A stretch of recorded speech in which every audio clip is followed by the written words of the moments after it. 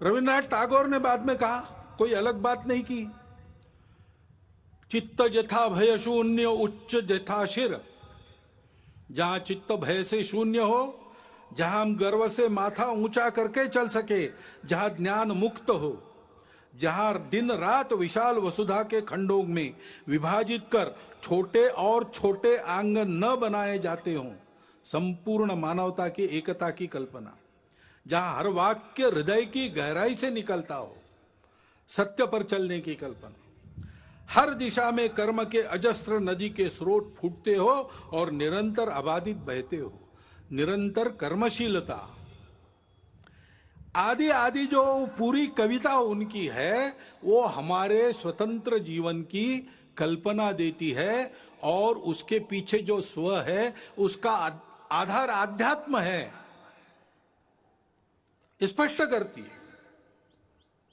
और इसलिए योगी अरविंद, जिनकी 150वीं जयंती है, उन्होंने भी यही बात कही है, हमारे स्व का अधिष्ठान स्पष्ट किया है, हमारे राष्ट्रीयता की कल्पना को उच्च रव से कहा है। गांधी जी इसी आधार पर बोलते थे। उनको सबूत की आवश्यकता पड़ी तो धर्मपाल जी ने सबूत जुटाए और आजीवन तपस्या की। उसके आधार पर उन्होंने भारतवर्ष के ब्रिटिश का प्रभाव होने के पहले के जीवन का जो चित्र सबूतों सहित किया है, प्रमाणित है, वो चित्र भी, उनकी भी शताब्दी है, जन्म शताब्दी, वो चित्र भी इसी बात की पुष्टि करता है। हमारी इस स्व की कल्पना का आधार अध्यात्म आधारित परस्पर व्यवहार था, संतुलित व्यवहार था, आत्मीय व्यवहार था। उसको हम धर्म कहते हैं और उस धर्म के उदय से सब सुखी होते हैं।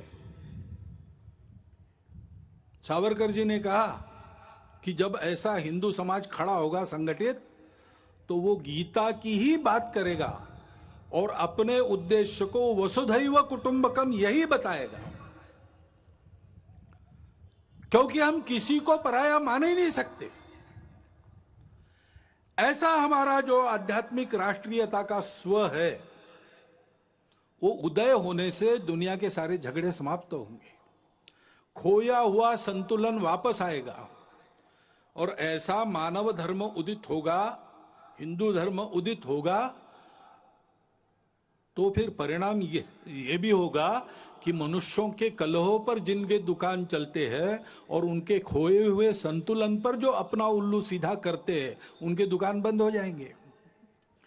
और इसलिए हम देखते हैं कि ये न हो, भारत एक विकास के राह पर, बड़ा बनने की राह पर चल पड़ा है, ये हो ना पाए, हिंदू समाज अपने स्व को समझ ना पाए और वैसे ही कटा बटा रहे, इसलिए बहुत प्रयास चल रहे।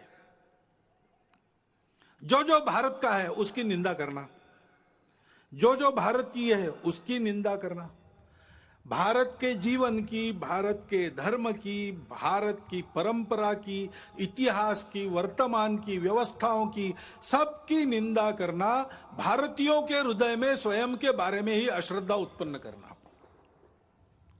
ऐसे प्रयास चलते हैं। इतने प्राचीन जीवन से दुनिया देख रही है कि उस जीवन में इतने लंबे समय से चलते हुए मूल्य है। मनुष्य जीवन को स्थिरता देके, सुख देते हैं, टूटन से बचाते हैं, अधपतन से बचाते हैं, ऐसे मूल्यों से युक्त हमारा जीवन है। उन मूल्यों पर हमला होता है, बोल के भी होता है, निंदा करके भी होता है और विभिन्न माध्यमों से बहुत सूक्ष्म रीति से भी होता है। ऐसा स्थूल और सूक्ष्म एक सांस्कृतिक आक्रमण भी लगातार चल रहा है, इस भय से कि अगर ये सारी बातें भारत में ठीक हो गई तो हम नहीं चल पाएंगे। और गठबंधन भी ऐसे लोगों ने बना लिया है, सम्मिलित प्रयास करते हैं। और भारत में हम देखते हैं कि इसको पहचान कर इसके उपाय में चलना चाहिए, समाज को ठीक दिशा में चलाने के प्रयास करने चाहिए। सब ऐसा नहीं करते। विशेषकर इसके व्यवस्था को चलाने का भारत के जो दायित्वधारी लोग हैं, राज्यों में है, केंद्र में है, सब लोग हैं, लेकिन कभी कभी ऐसा व्यवहार दिखता है,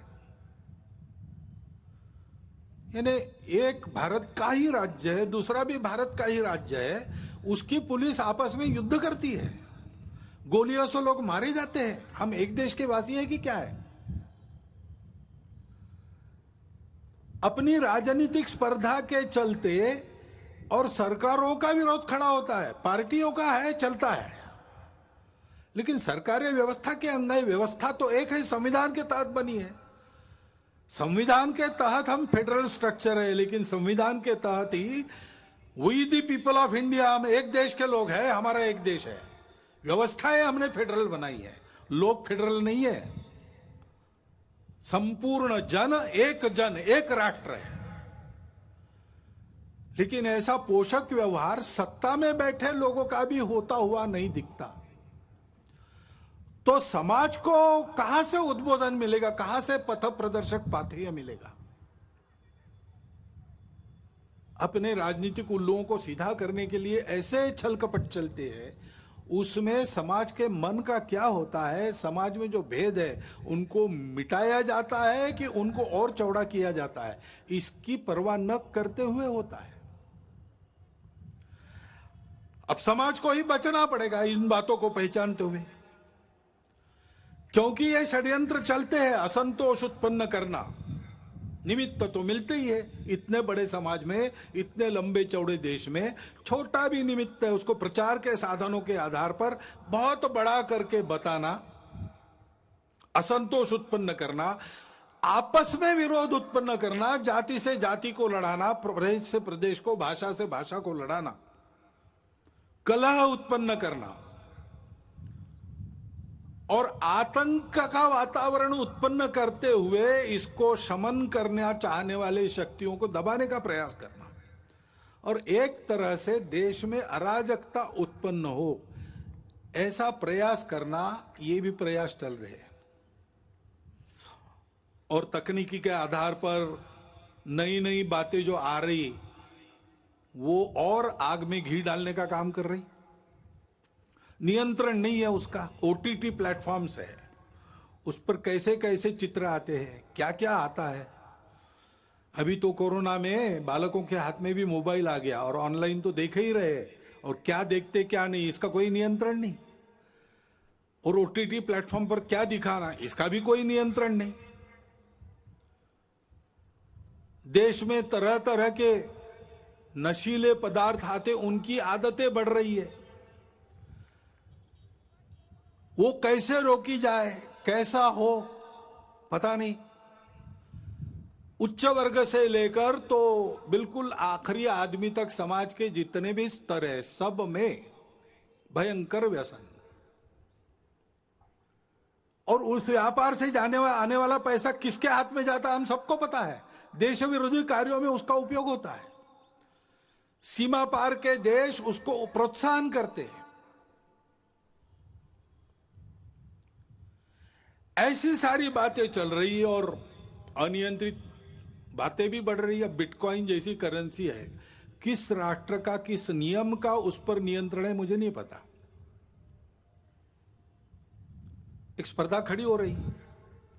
इन सब बातों को नियंत्रित करना, समाज के हित में चलाना, ड्रग्स जैसे व्यसनों का पूर्ण निराश हो इसका प्रयास करना, ये शासन को करना चाहिए, करना पड़ेगा।